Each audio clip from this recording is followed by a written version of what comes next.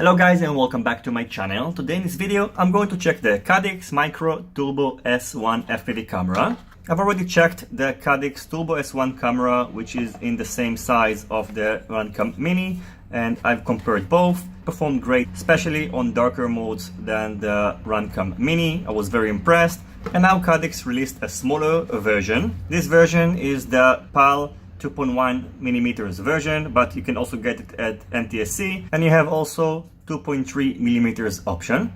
In addition, it comes in different colors. You can get it in yellow, pink and green colors. In the package you get in the camera, a mounting bracket, a hex driver, screws, and also this connector. And in addition, because this is an early release, they didn't include an OSD controller, but in the version that is currently being sold, you also get in an OSD controller so you can change the settings of the camera. On the back we have this connector. On the right is the OSD connector, then the video, ground and the voltage in. The working voltage is between 5 to 40 volts. The dimensions of the camera are the same as the Runcam Micro Swift 2.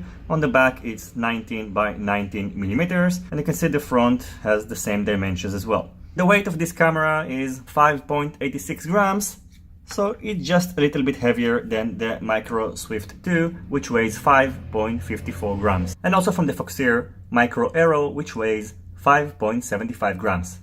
So I just connected the camera in order to test it out. In my comparison video I'm going to use a DVR, so it's not going to be affected by a VTX. So right now the OSD is connected. You can see on the right side we can see the current voltage, on the middle the name, and then on the left side we have a counter. Entering the menu is done by single clicking the middle button. Then we can set all the settings by just pressing the button once, and then you can just change the settings by moving the joystick right and left and selecting by just pressing it. We can change the backlight settings, white balance, day and night. Now it's set to color. You can set it to black and white. I'm going to leave it on auto, which means it's going to toggle between night and day automatically. Dpc calibration, you have to cover the camera and then press the enter key. It's going to calibrate itself. You can also change the language. You can reset it to factory settings, and you have also other settings inside the image adjustment. So that's about it.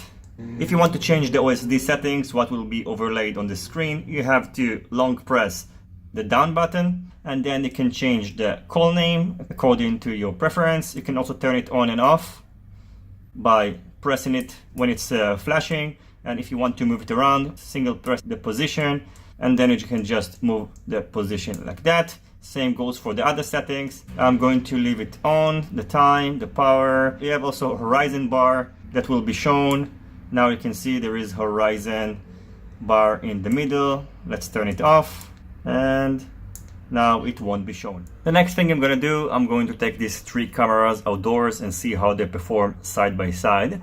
You can see that the lens of the Runcam Micro Swift 2 is almost identical, if not identical, to the lens of the Caddx Micro Turbo S1. It's going to be very interesting to see how they perform side by side, especially at darker times, because for example the Runcam Mini was outperformed by the Caddx Turbo S1 camera at evening, because you can see that the lens is actually bigger than the Runcam lens, so more light can get inside, and these lenses are very similar. So I'm going to take it outdoors and test it in different times. I hope you enjoyed the rest of this video. Vote on the top and tell me which camera you think performed the best. Thank you for watching my video, and see you on my next videos.